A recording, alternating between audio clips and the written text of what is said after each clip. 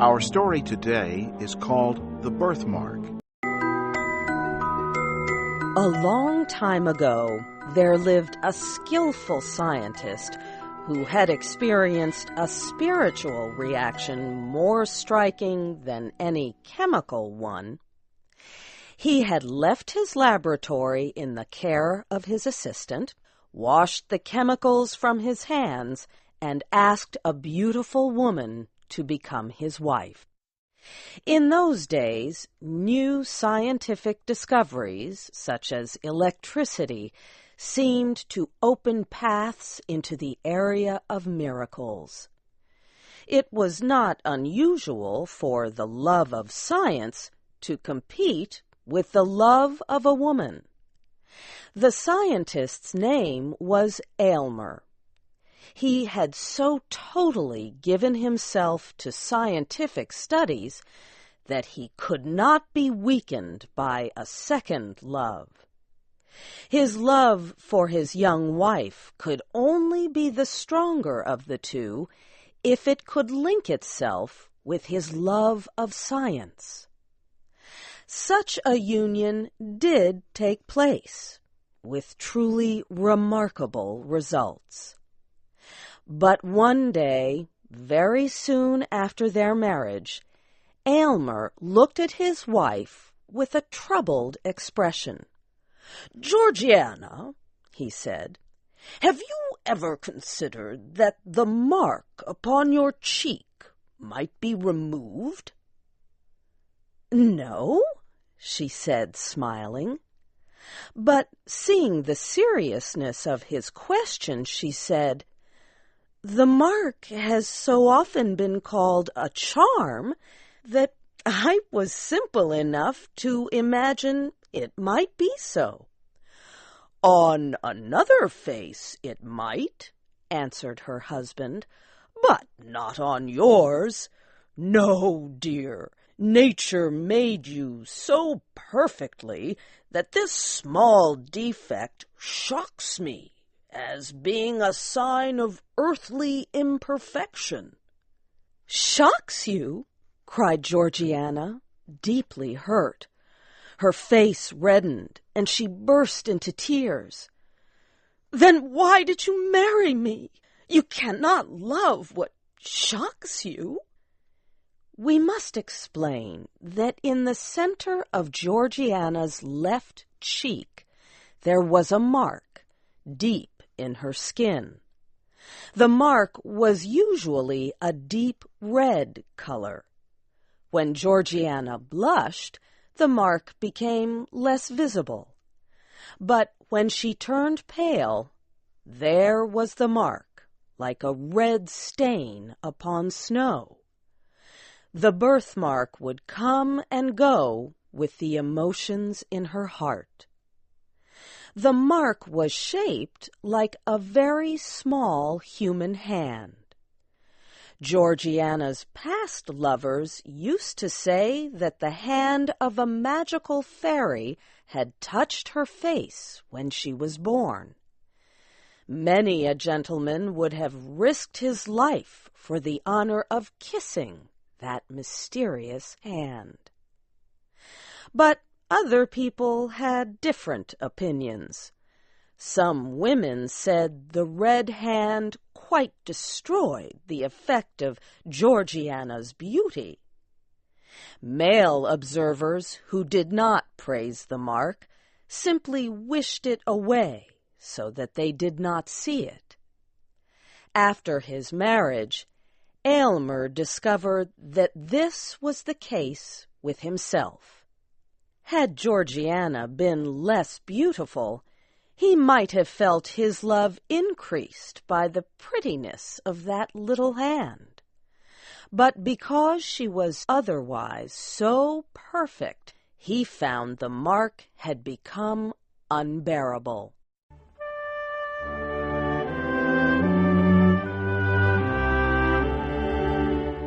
Aylmer saw the mark as a sign of his wife's eventual sadness, sickness, and death.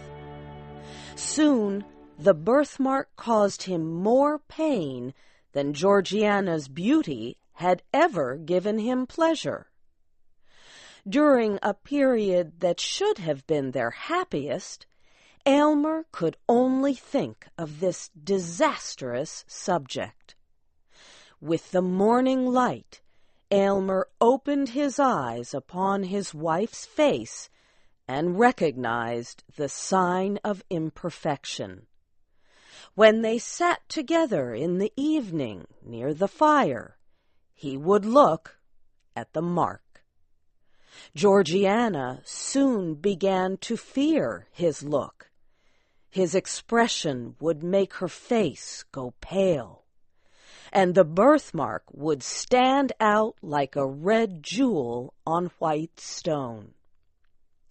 "Do you remember, dear Aylmer, about the dream you had last night about this hateful mark?" she asked with a weak smile. "None whatever," answered Aylmer, surprised. The mind is in a sad state when sleep cannot control its ghosts and allows them to break free with their secrets. Aylmer now remembered his dream. He had imagined himself with his assistant, Aminadab, trying to remove the birthmark with an operation. But the deeper his knife went, the deeper the small hand sank until it had caught hold of Georgiana's heart. Aylmer felt guilty remembering the dream. "Aylmer," said Georgiana, "I do not know what the cost would be to both of us to remove this birthmark. Removing it could deform my face or damage my health." "Dearest Georgiana, I have spent much thought on the subject," said Aylmer. "I am sure it can be removed." "Then let the attempt be made at any risk," said Georgiana. "Life is not worth living while this hateful mark makes me the object of your horror. You have deep science and have made great discoveries. Remove this little mark for the sake of your peace and my own." "Dearest wife," cried Aylmer, "do not doubt my power. I am ready to make this cheek as perfect as its pair." Her husband gently kissed her right cheek, the one without the red hand.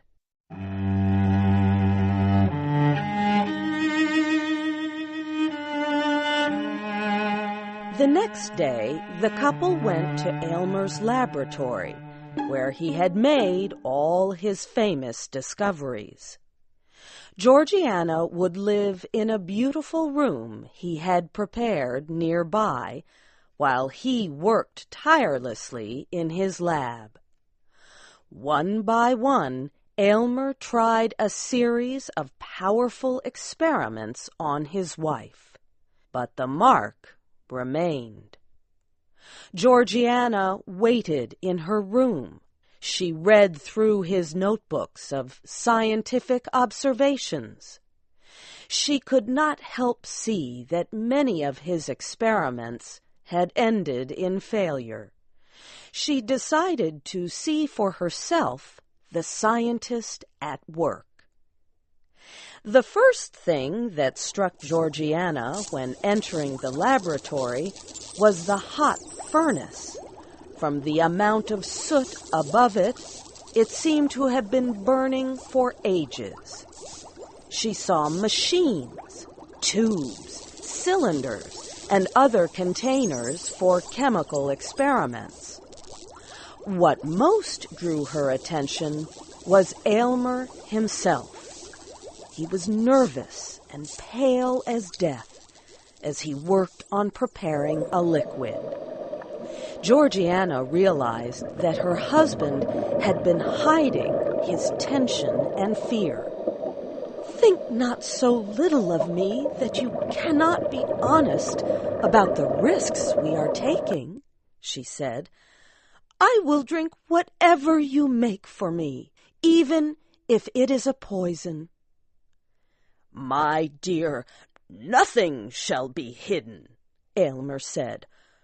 I have already given you chemicals powerful enough to change your entire physical system. Only one thing remains to be tried, and if that fails, we are ruined. He led her back to her room, where she waited once more, alone with her thoughts.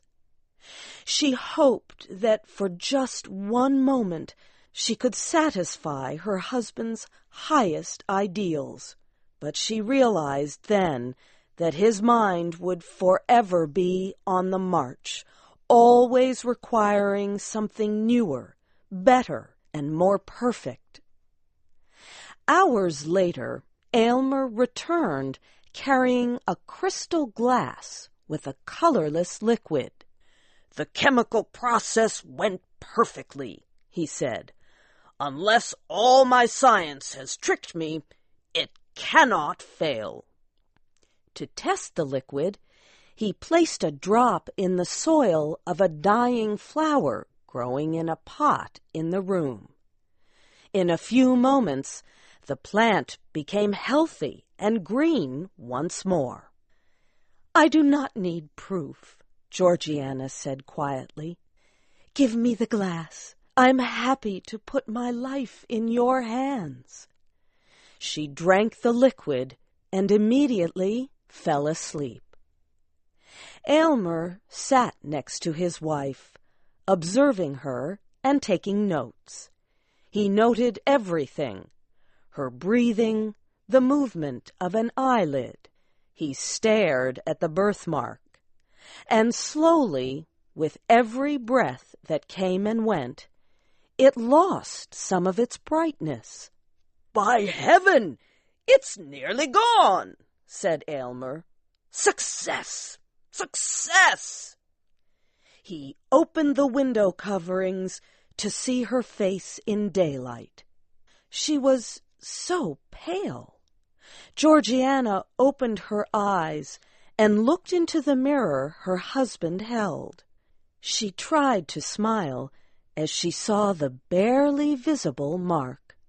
My poor Aylmer, she said gently, you have aimed so high, with so high and pure a feeling, you have rejected the best the earth could offer. I am dying, dearest. It was true. The hand on her face had been her link to life. As the last trace of color disappeared from her cheek, she gave her last breath. Blinded by a meaningless imperfection and an impossible goal, Aylmer had thrown away her life, and with it, his chance for happiness. In trying to improve his lovely wife, he had failed to realize she had been